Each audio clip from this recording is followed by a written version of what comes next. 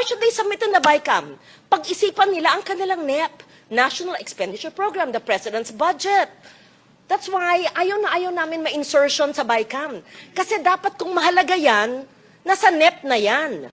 22% of our people who are in Mindanao, 22% of the 119 million Filipinos.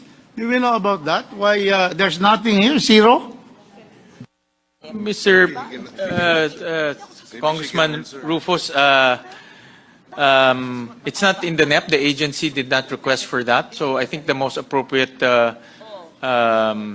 agency to talk to and inquire about that is the Department of Transportation. No? Ito. Alam nyo, pare-pareho naman tayong mga nagtatanong sa ahensya. Yung mga ahensyang yan, sang-ayon ako sa inyo, kailangan. Eh bakit hindi linagay sa NEP? Hindi naman trabaho ng senador, ng chairman ng finance, sagutin ang ahensya, bakit wala sa NEP? Eh yun na yung tanong namin, bakit nga wala sa NEP? Mag-isip-isip sila, matuto sila gumawa ng budget nila. Bakit tayo mag-iisip ngayon, ba't wala sa NEP?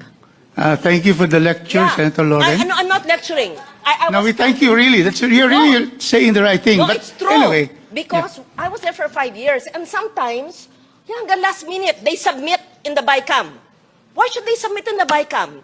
Pag-isipan nila ang kanilang NEP, National Expenditure Program, the President's Budget. That's why ayaw namin ma-insertion sa BICAM. Kasi dapat kung mahalaga yan, nasa NEP na yan. And then they come to a senator during the plenary, isingit nyo to. Ayaw namin. Okay, we amend, but there's only limited fiscal space. And then now, a veteran congressman asks the first-term chair of the Finance Committee, why is it not there? I'm sorry, I have to answer for him. Of course, he can very much answer that, but if it's not in the NEP, what do we do, right? I also agree with Senator Ligarda and the chair. So therefore, I think Secretary Banoy Lopez is listening to us now. The suggestion of our senator is probably in the next cycle for 2027, we should be able to have that.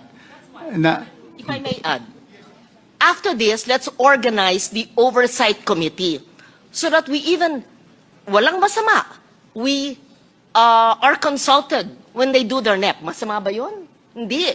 Kasi lahat ng output natin, sabi natin, bakit ang DND puro infra, ba't kulang sa ganito? So, example yung DND, bakit ito, wala yung Mindanao Rail? Agree kami dyan.